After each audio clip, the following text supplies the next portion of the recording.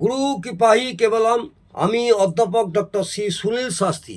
আজ আমি আপনাদের একটু শিক্ষামূলক আলোচনা করছি। যারা জ্যোতিষ নিয়ে চর্চা করছেন বা জ্যোতিষ নিয়ে পড়াশোনা করছেন তাদের উদ্দেশ্য বলবো, জন্মকুণ্ডলিতে মুখ্য বিষয় বোঝা অন্তত দরকার। এই মুখ্য বিষয় নিয়েই আমি কিছু আলোচনা করব। কি কি দেখবেন তবেই আপনারা পুঙ্খানুপুঙ্খ বিচার করতে পারবেন। জ্যোতিষশাস্ত্রে যাদের অল্প জ্ঞান আছে তারা একথা নিশ্চয়ই জানেন যে জন্মকুণ্ডলিতে মুখ্য চারটি বিষয় দেখা যায়। জন্মকুণ্ডলিতে মুখ্য চারটি বিষয় দেখা হয়ে থাকে। প্রথমে বলবো, 1 নম্বর হচ্ছে গ্রহ দেখবেন, রাশি দেখবেন, নক্ষত্র দেখবেন এবং ভাব অর্থাৎ ঘর। এই চারটি অবশ্যই দেখতে হবে। এদের মধ্যে গ্রহই হচ্ছে মুখ্য। এদের মধ্যে মুখ্য কে হলো? গ্রহ। ব্যক্তি হচ্ছে রাশি। নক্ষত্র তথা ভাব ইত্যাদি বিচার গ্রহের অবস্থানের উপর নির্ভর করেই হয়ে থাকে। যেমন কর্কট রাশি চন্দ্রের স্বরূপের পরিচায়ক। কর্কট রাশির চন্দ্রের স্বরূপের পরিচায়ক।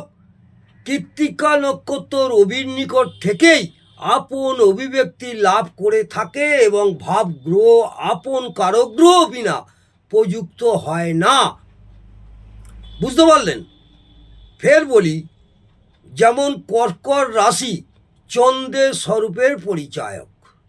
কৃত্তিকা নক্ষত্র অর্থাৎ রবির নক্ষত্র, অশ্বিনী ভরণী কৃত্তিকা 3 নম্বর নক্ষত্র রবির নক্ষত্র। এই রবির নক্ষত্র রবির নিকট থেকেই আপন অভিব্যক্তি লাভ করে এবং ভাবগ্রহ আপন কারক গ্রহ বিনা প্রযুক্ত হয় না। অতএব জন্মকুণ্ডলীর মুখ্য বিষয় বোঝা অত্যন্ত জরুরি এবং তা হলো গ্রহ। এইটা মাথায় রাখবেন। তাহলে বোঝা গেল জন্মকুণ্ডলীর মুখ্য বিষয় বোঝা অত্যন্ত জরুরি এবং তা হলো গ্রহ। এই গ্রহগুলো কোন কোন ভাবে আছে সেইটা প্রথমেই আপনাদের দেখা দরকার। এখানে একটি কথা অবশ্যই স্মরণে রাখা অত্যন্ত জরুরি যে মেষ থেকে মীন 12টি রাশির মধ্যে কিছু কিছু রাশি আছে যাদের ঘরে কোনো গ্রহ প্রবেশ করলে সেই গ্রহ অত্যন্ত বলবান হয় এবং অত্যাধিক শুভ ফল দান করে থাকে। আবার আমি বলছি, এখানে একটি কথা অবশ্যই স্মরণে রাখা অত্যন্ত জরুরি যে মেষ থেকে মীন 12টা রাশি আছে, এটা আপনারা জানেন। আমরা এক একটা হাউস 30 ডিগ্রি 360 ডিগ্রি নিয়ে বিচার করি।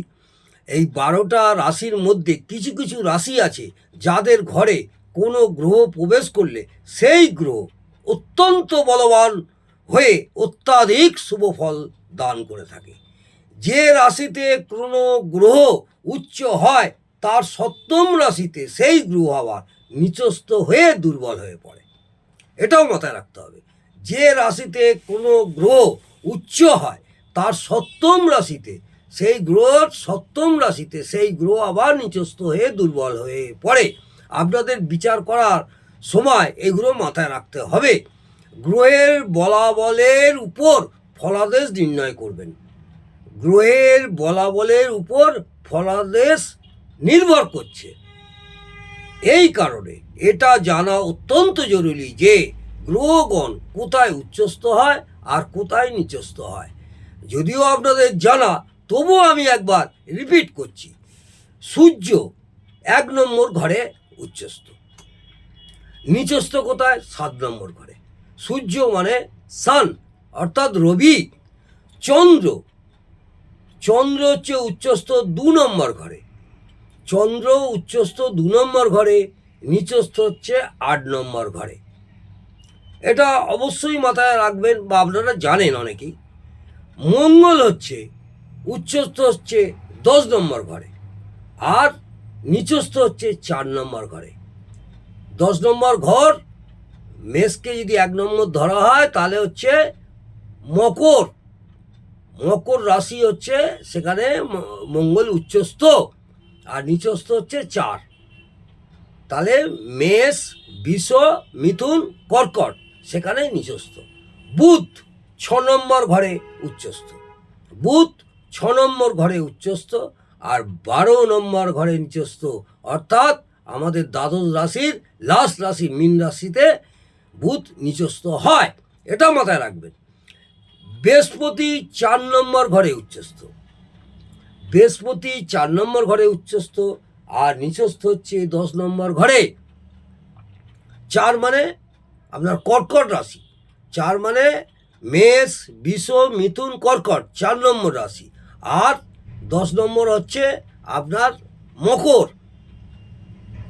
এই 10 হচ্ছে আপনার কোথাও হচ্ছে, আপনারা গড়ে দেখুন, মকর। এই 4 উচ্চস্থ হলো আর নিচস্থ হলো 10। কে হলো? গ্রহ দেবগুরু বৃহস্পতি। শুক্র উচ্চস্থ কোথায়? মীন রাশিতে, অর্থাৎ 12 নম্বর ঘরে। মীন রাশিতে শুক্র উচ্চস্থ হয় আর নিচস্থ হয় 6 নম্বর ঘরে, এইটা মাথায় রাখবেন।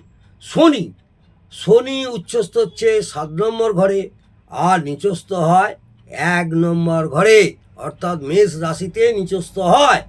রাহু 2 নম্বর ঘরে উচ্চস্থ হয়। রাহু 2 নম্বর ঘরে উচ্চস্থ হয়, 8 নম্বর ঘরে নিচস্থ হয়। কেতু 8 নম্বর ঘরে উচ্চস্থ হয়, নিচস্থ হয় 2 নম্বর ঘরে।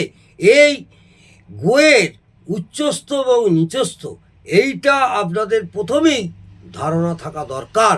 তারপরে একটা জাতক জাতিকার বিচার করলে সুষ্ঠুভাবে আপনারা বিচার করতে পারবেন এবং জাতক জাতিকাকে ভালোভাবে ফলাদাস করতে পারবেন। তাহলে আপনাদের অনেকটাই এই সম্পর্কে জানা হলো। যারা জানেন না তাদের অনেক উপকার হবে। যদি আমার এই ভিডিওটি ভালো লাগে, অবশ্যই আমার বন্ধুদের এবং ভাই বোনেদের যারা জ্যোতিষ নিয়ে চর্চা করছেন বা জ্যোতিষী শিক্ষা করছেন, তারা অবশ্যই একটি লাইক করবেন। যারা আমার চ্যানেলে নতুন তারা সাবস্ক্রাইব করতে ভুলবেন না। নমস্কার, জয় মা তারা।